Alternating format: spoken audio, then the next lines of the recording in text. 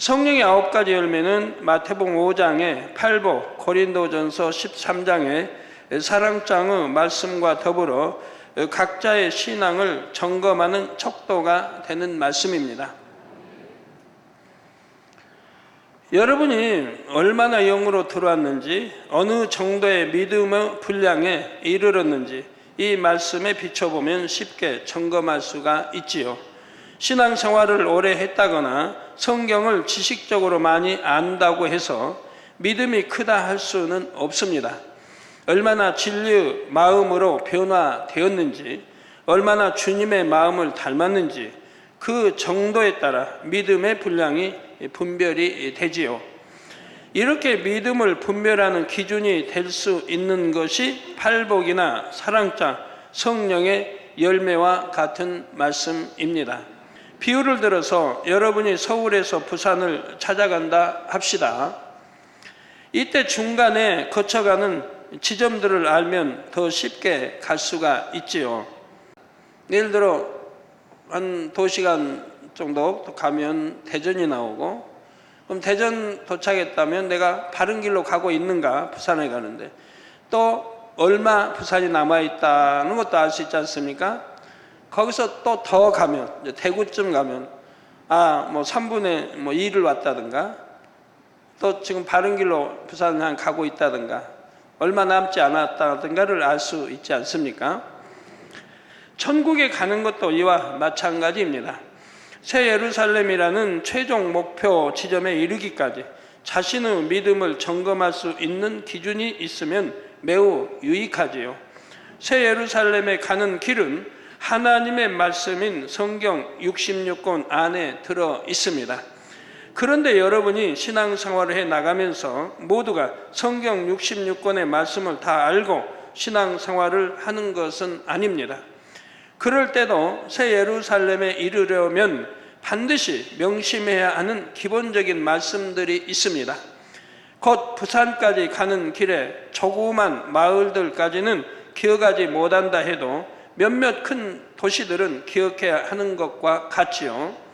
이렇게 성경에서도 새 예루살렘에 가는 길에 이정표와 같은 역할을 하는 말씀이 있습니다. 이것이 바로 앞서 설명한 대로 팔복, 사랑장, 성령의 열매, 이런 말씀들입니다. 여러분이 더 좋은 천국을 침노하기 위해 반드시 양식 삼아야 하는 내용이지요. 그러면 먼저 성령의 열매란 무엇입니까? 또 어떻게 하면 이 열매를 맺을 수 있을까요? 열매는 씨를 심었을 때 싹이 나고 자라 꽃을 피우면서 맺게 되는 결과물입니다. 이런 것처럼 성령의 열매는 여러분 안에 성령이 임하심으로 심기운 생명의 씨가 자라서 맺히는 열매입니다. 주님을 영접한 자녀들의 마음에는 하나님께서 성령을 선물로 주시지요.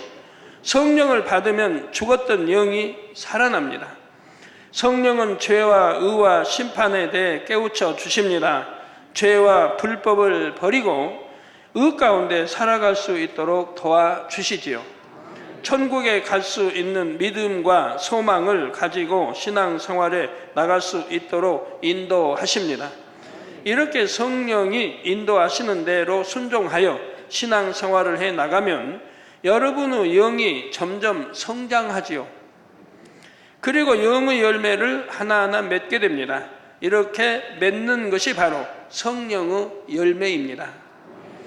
그런데 성령을 받았다고 해서 누구나 성령의 열매를 맺는 것은 아닙니다. 자신이 성령의 인도대로 순종해서 행해야 열매를 맺을 수가 있지요. 육적으로 비유하면 성령은 하나님의 발전기와 같습니다. 성령은 하나의 발전기와 같습니다. 발전기가 돌아가면 전기가 발생합니다. 이때 발전기가 전구에 연결되어 있어서 전기가 전구에 공급되면 빛이 밝혀지지요. 어둠이 물러가고 빛이 임합니다. 마찬가지로 성령께서 우리 안에 역사하실 때 육에 속한 어둠이 물러갑니다.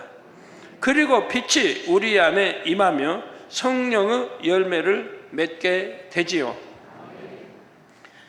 그런데 중요한 것은 전구의 빛이 들어오려면 발전기를 연결만 해서 되는 것은 아닙니다. 여러분이 이 발전기를 가동해야 합니다.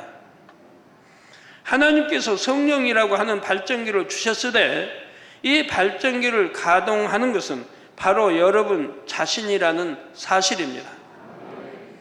이 성령의 발전기를 가동하려면 무엇보다도 항상 깨어 불같이 기도해야 합니다. 그리고 성령이 마음을 주관하시는 대로 순종하여 진리를 행해야 하지요. 이렇게 성령의 주관대로 진리를 따르는 것을 성령의 소욕을 쫓는다라고 말합니다. 성령의 소욕을 쫓아간다, 쫓는다. 성령의 소욕을 쫓아 열심히 행해 나갈 때 성령의 충만함을 입게 되죠.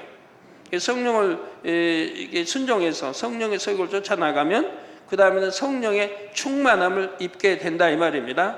이 발전기를 가동시키는 것은 여러분 자신인데 바로 기도이지요. 성령의 충만함 속에 마음이 점점 진리로 변화되고 그런 만큼 성령의 열매들을 맺게 됩니다. 그런데 성령의 소욕을 쫓고자 할 때 이것을 방해하는 또 다른 소욕이 있습니다. 성령의 소욕을 누구나 여러분 쫓고 싶지요. 그런데 이것을 방해하는 또 다른 소욕이 있다 이 말입니다. 바로 육체의 소욕입니다. 육체의 소욕은 성령의 소욕과 반대되는 것을 쫓고자 합니다. 서로 원수이죠, 원수. 갖가지 죄와 불의와 불법들을 행하려고 하죠. 이렇게 육체의 소욕을 쫓다 보면 성령께서 탄식하심으로 마음의 공고함이 찾아옵니다.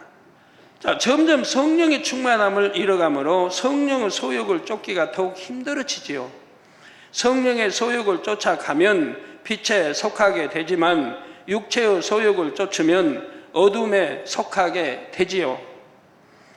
그래서 갈라디아서 5장 16절에서 17절에 보면 내가 이르노니 너희는 성령을 쫓아 행하라.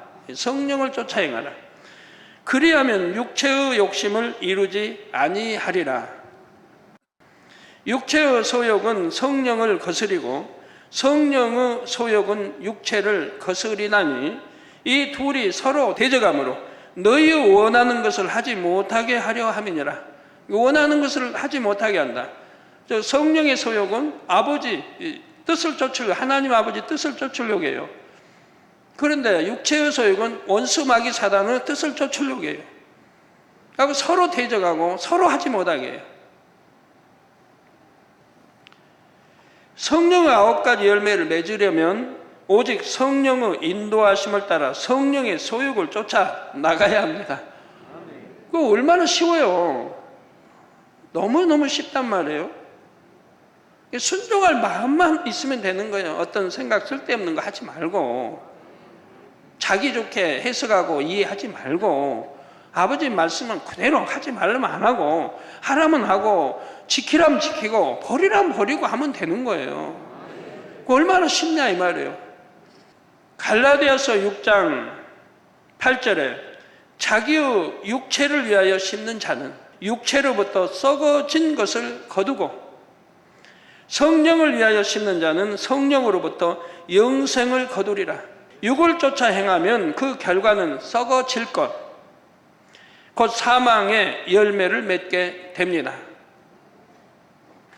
성령을 쫓아 행할 때라야 영생의 열매를 거둘 수가 있지요.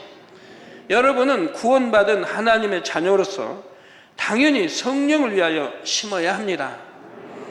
성령의 소욕을 쫓는 자가 되어 날마다 여러분 안에 성령의 열매들을 맺어 나가야 하는 것입니다.